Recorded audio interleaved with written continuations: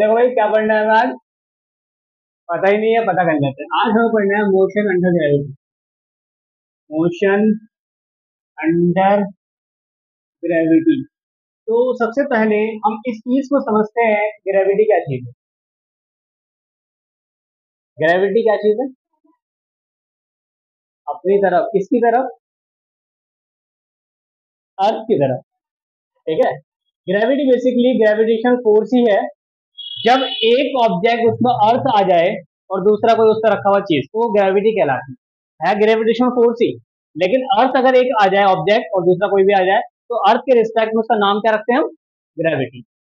Gravity thought. ठीक है। तो ग्रेविटी फोर्स है ये हमारे। ग्रेविटी क्या है?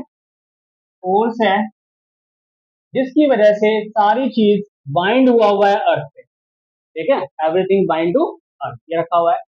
अब कोई चीज मैं, जैसे अर्थ का सरफेस ले लिया, राउंड ले लिया अर्थ, कोई चीज मैं ऊपर उछालता हूँ इस तरह से, तो एक हाइट पे जाने के बाद फिर से नीचे आ जाता है। ये फिर से नीचे आता है तो किसी की फोर्स की वजह से आया है। तो फोर्स की वजह से आया, तो वो फोर्स तो ग्रेविटी है।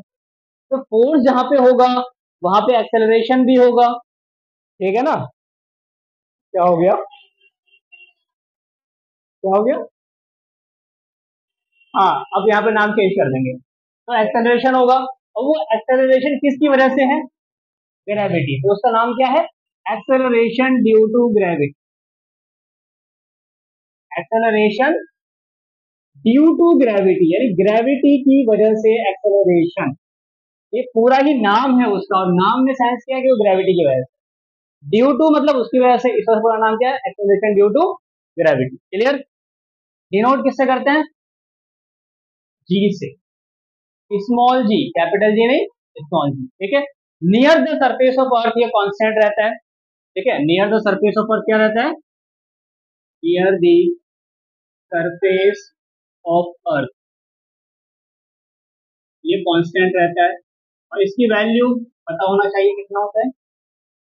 जी इज इक्वल टू 9.8 मीटर पर सेकेंड। अगर सीजीएस में बात करें तो 980 होता है। 980 सेंटीमीटर, 980 सेंटीमीटर पर स्क्वायर। अगर फुट पे बात करें तो 32 फुट। इतनी बात क्यों करनी है, कर लेते हैं थोड़ा सा, बस एक नॉलेज में रख लेते हैं। ज्यादातर यूज कौन सा होने वाला है? ये ये बहुत रेयरली, ये तो बहुत रेयरली यूज होगा। ये कभी कभी हो सकता है। ज्यादातर हम ऐसा यूनिट में ही बात करेंगे, तो ये वाला एक वैल्यू तो याद होना चाहिए। जी की वैल्यू 10 आप तभी लोगे जब उसे कहा जाए। ठीक है, जब आसानी हो। ठीक है। प्रैक्टिकल मत लेना, प्रैक्टिकल में बहुत दिक्कत हो जाएगा। अब जो इक्वेशंस है बेसिकली हमें उन्हें पढ़ना है। ठीक है। तो आप जरा बताओ, इक्वेशन ऑफ मोशंस कितने हैं? 3। कौन कौन से? सबसे पहला इक्वेशन कौन है? b is equal to u plus a t. दूसरा equation s is equal to u t plus 1/2 a t square. Third equation b square minus u square is equal to 2a s. S क्या है यहाँ पे?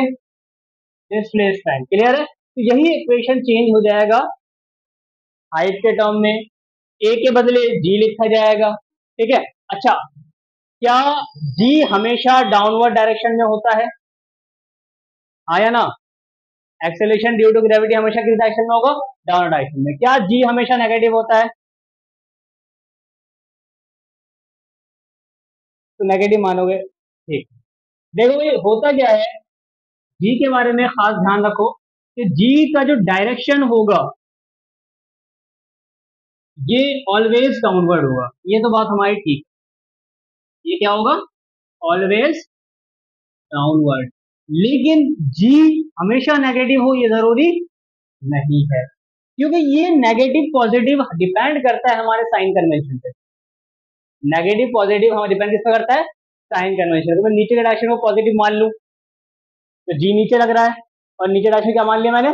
Positive मान लिया, तो जी क्या हो गया? पॉजिटिव हो गया। साइन कन्वेंशन है ना, तो कन्वेंशन जैसा हम अज्यूम करें। ठीक है। तो जी हमेशा पॉजिटिव नेगेटिव नहीं होगा, ये डिपेंड किस पे करेगा? Sign convention. ठीक है। अब हमारे लिए जो कन्वीनियंट रहेगा साइन कन्वेंशन यूज करना, उस हिसाब से हम यूज करेंगे। तो पहला केस देख लो इसमें, कि एक केस अगर हम देखें कि किसी ऑब्जेक्ट को हम प्रोजेक्ट कर रहे हैं अपवर्ड, किसी ऑब्जेक्ट को क्या कर रहे हैं, ऊपर की तरफ फेंक रहे हैं विद इनिशियल सम वेलोसिटी, ठीक है। तो व्हेन ऑब्जेक्ट इज प्रोजेक्टेड, कहाँ प्रोजेक्ट कर रहे हैं, अपवर्ड कर रहे हैं, ठीक है, विद इनिशियल वेलोसिटी कितना, यू, यू वेलोसिटी देते हैं। तो इन्हीं इक्वेशंस को हमें चेक करना है, चेंज करना है। अब जो आसानी हमारी ये है कि जो भी वेलोसिटी की डायरेक्शन हो आप उसको पॉजिटिव मानो, इनिशियल वेलोसिटी डायरेक्शन बोलूंगा, उसको क्या मानो, पॉजिटिव। इससे आपको काफी आसानी हो जाएगी। अगर ऊपर नीचे करते रहोगे तो हमेशा कंफ्यूज रहोगे। अब वेलोसिटी डायरेक्शन में ऊपर भेज रहा हूँ तो क्या मान लो, इसको पॉजिटिव मान लो।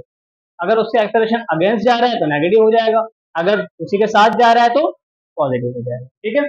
तो कोई ऑब्जेक्ट, ये ग्राउंड है, किसी ऑब्जेक्ट को मैंने यू वेलोसिटी से ऊपर फेंका, ठीक है, यहाँ पे भी ऊपर दिया, और मैंने मान लिया कि ऊपर का डायरेक्शन क्या है, पॉजिटिव है। तो जी किधर लग रहा है, नीचे लग रहा है। तो जी नीचे लग रहा है तो जी की डायरेक्शन क्या हो जाएगा, नेगेटिव। समझ में आया। तो अब इन्हीं इक्वेशन को आप चेंज करवाओ, ठीक है, देखो इन्हीं इक्वेशन को बताना है, चेंज करना है। तो एक इक्वेशन आपके पास है बी, बी क्या चीज है, फाइनल वेलोसिटी, ये तो ही रहेगा, इज इक्वल टू यू, क्या यू पॉजिटिव लिया है, कोई दिक्कत नहीं है, प्लस माइनस जी टी। अब ए के बदले यहाँ पे क्या है, जी है ना, तो यही तो एक्सेलरेशन है। अब क्योंकि यहाँ पे फोर्स डाउनवर्ड डायरेक्शन में है और किसकी वजह से है, ग्रेविटी की वजह से है, तो इस वजह से ए को रिप्लेस कर दिया हमने जी से। अभी तो हम पढ़ रहे हैं मोशन अंडर ग्रेविटी, जिसको हम फ्री फॉल भी कहते हैं। हमने कोई चीज यहाँ छोड़ा वो नीचे आएगा, ठीक है। तो जी, तो इक्वेशन क्या बन गया, v is equal to u minus g t. कोई दिक्कत यहाँ पे, सिंपल है मेरे ख्याल से, ज्यादा हार्ड नहीं रहा, ठीक है। अब सेकेंड इक्वेशन को अगर हम देखें, हाँ, बाकी आपको क्वेश्चन के फॉर्म में सीखोगे तो हो जाएगा। पहले तो इक्वेशन देखना सीखो, तब माइनस पॉजिटिव सब सीखो पहले। अच्छा, क्या यहाँ पे कोई एक हाइट जाएगा तो यहाँ पे कोई एच आएगा, हाइट को मैं एच लिख सकता हूँ, तो क्या एस को मैं एच लिखूँ तो दिक्कत है किसी को, एस को, ये एस है हमारे पास, इसको अगर मैं एच से रिप्रेजेंट कर दूं तो कोई दिक्कत है, तो हाइट ही तो है, वही तो उसका डिस्प्लेसमेंट होगा स्ट्रेट लाइन में, तो एच को एस के बदले मैंने एच लिख दिया, ठीक है, is equal to u t, नीचे से ही मेजर कर रहा हूँ ऊपर जा रहा हूँ, तो हाइट भी पॉजिटिव यूटी भी positive, minus 1/2 G T square. समझ में आया कि नहीं, आ गया। थर्ड इक्वेशन फटाफट बताओ, v square minus u square, कौन पॉजिटिव है, ये तो पॉजिटिव ही है,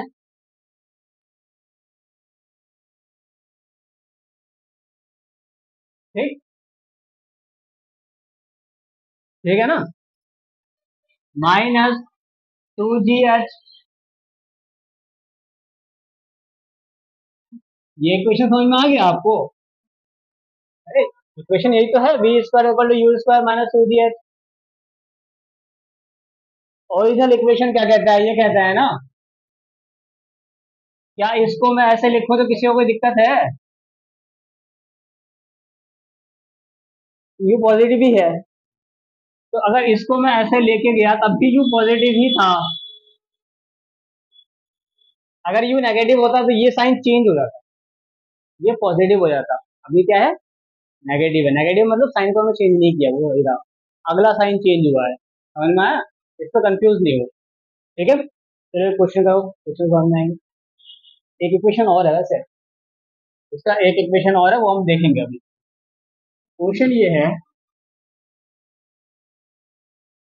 कि एक पेबल है, एक स्टोन है, उसको हमने ऊपर थ्रो किया, ठीक है, अब pebble thrown upward, upward with velocity, कितना दे दूं, हाँ, बहुत है, 4.9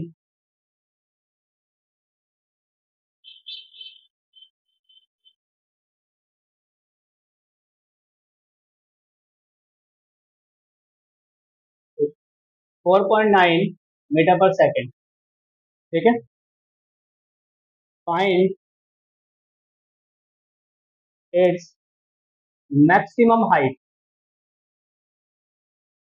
इसका मैक्सिमम हाइट कितना आएगा ये आपको निकालना। ठीक है, एक पेबल को, एक स्टोन को हमने ऊपर थ्रोन किया, जिस कितने वाले से हो गया 4.9 मीटर पर सेकंड से थ्रो किया।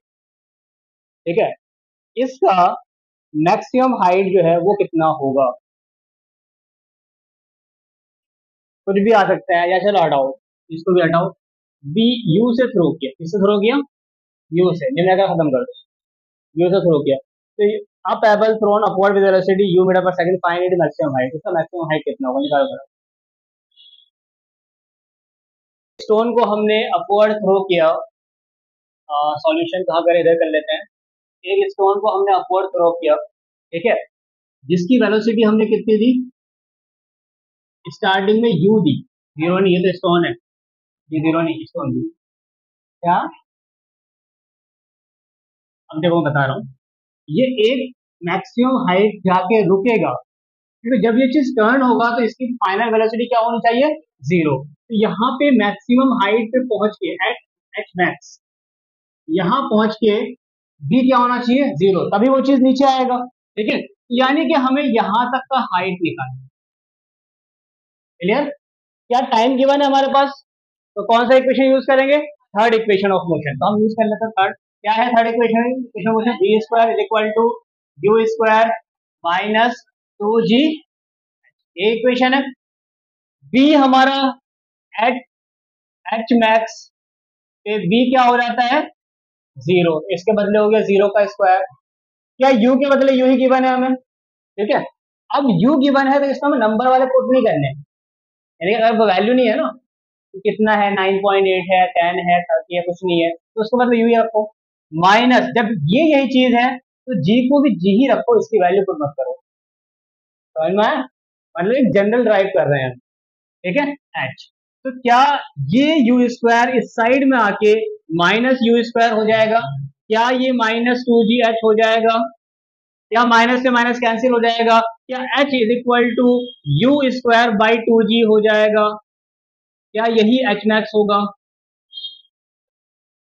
ऐसा समझ में आ गया। तो अगर ये आ गया है तो आप ये बताओ मुझे कि एक ऑब्जेक्ट को मैंने नीचे से कुछ u दे के मैंने ऊपर थ्रो किया, ठीक है, एच मैक्स पे जाने के लिए, एच मैक्स यानी कि यहां तक जाने के लिए जहां पे v इक्वल टू जीरो था, कितना टाइम लगा, टाइम टाइम कितना लगा, तो निकालो ना। गिवन नहीं है तो निकालना है, तो गिवन होता तो मैं निकलवाता क्यों, गिवन होता तो निकलवाता क्यों, निकालना है आपको, आप निकालो,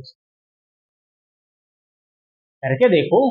फर्स्ट से भी हो सकता है, सेकंड से भी हो सकता है, सेकंड से करो ज्यादा बेहतर है, एच भी तो है आपके पास, ठीक है, एच मैक्स भी हटाओ, एच है, ठीक है, हाइट दिया हुआ है, निकाल। देखो आपको क्या निकालना है, कहाँ तक जाने के लिए, ऊपर जाने के लिए, कोई सा भी इक्वेशन यूज कर लो, फर्स्ट यूज कर लो, सेकंड यूज कर लो, कोई सा भी, ठीक है। ऊपर यूज जाने के लिए हमें पता है कि जब हाइट मैक्सिमम पहुंच जाए वहां पे v क्या होता है, जीरो है, तो इसे ये इन्फॉर्मेशन पता है तो आप फर्स्ट इक्वेशन यूज कर लो, v is equal to u plus u minus g, u zero हो गया, यू गिवन है, माइनस जी टी ऐसे रखेगा, टाइम ही तो पूछा है,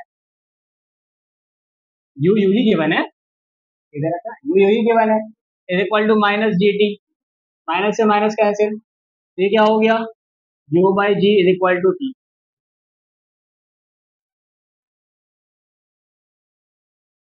बोलो,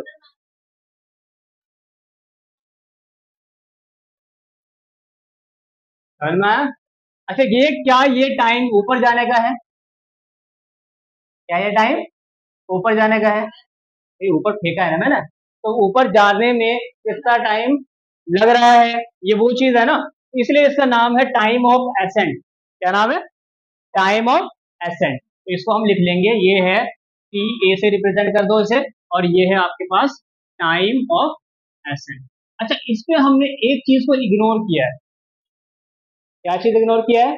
कि अगर मैं कोई चीज ऊपर फेंकूं तो ऊपर हवा भी चल रही है ना, तो वो भी अपना असर डालती है। तो हमारे यहाँ तक के डेरिवेशन में ये है कि हमने एयर रेजिस्टेंस क्या किया है? इग्नोर किया। क्या किया है? इग्नोर। कोई दिक्कत नहीं आता? सिंप्लिसिटी के लिए आगे हम एयर रेजिस्टेंस वाला भी करेंगे, टेंशन मत लो। ठीक है, अभी तो सिंपल वाले सॉल्व कर रहे हैं। यहाँ पे हम एयर रेजिस्टेंस को इग्नोर, एयर रेजिस्टेंस यानी कि हवा की जो रुकावट है इसको हम नेग्लेक्ट कर रहे हैं। ठीक है, तब हमारा ये आंसर है। अब जब हवा की रुकावट नेग्लेक्टेड है तो जितना टाइम ऊपर जाने में लगा है उतना ही टाइम नीचे आने में भी लगेगा। ठीक है, उसको हम बोलते हैं टाइम ऑफ डिसेंट, यानी नीचे आने को। ये क्या बोलते हैं? Time of descent. ठीक है, ये भी सेम रहता है। क्या रहता है? सेम। कब सेम रहता है? तो टाइम ऑफ एसेंट बराबर है टाइम ऑफ डिसेंट। फॉर्मूला नहीं है, कंसेप्ट है, आपको समझना चाहिए।